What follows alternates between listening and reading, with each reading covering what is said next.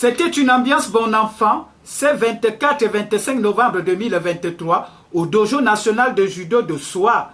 Qu'il s'agisse de l'apaiser que de la compétition proprement dite, il y avait de quoi se donner de l'espoir. Dans la compétition, comme toujours, été à la veille, on se sent toujours un peu bizarre, façon, on ne connaît pas encore nos adversaires. Mais c'est une sorte de routine. On se sent un peu bizarre, mais ça va aller. Ça va aller. Et on essaie juste de garder le moral haut et faire le fair play en fait. Bon, on attend voir demain ce que ça va donner.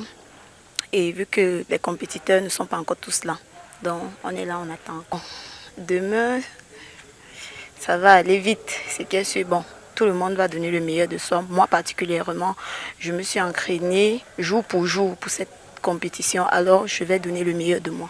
Sur le tatami, la bataille a été rude, difficile mais surtout fructueuse, avec des taekwondoïstes au coup de pied exceptionnel, aussi bien chez les filles que chez les garçons, en dames comme en messieurs. Le satisfait est à son comble pour les différentes parties prenantes. Déjà pour aujourd'hui, j'ai pu faire le maximum que je pourrais faire, mais bon, je pense qu'il y a encore beaucoup de travail à faire. Être par exemple meilleure combattante ne veut pas dire que non, je vais aller rester à la maison et me reposer. Au contraire, j'ai encore beaucoup de peur sur la planche. Donc je dois me armer pour que la prochaine fois, je puisse toujours exceller. En fait, le but, c'est de faire ce qu'on a déjà commencé à faire, ce qu'on a commencé en 2018 avec la création de cette organisation à but non lucratif. C'est une organisation qui a été créée aux États-Unis, dont le but est de, comme on dit chez nous aux États-Unis, find those who have been disenfranchised and help them. Donc on cherche les populations qui ont été oubliées quelque sorte et on essaie de les venir à l'aide.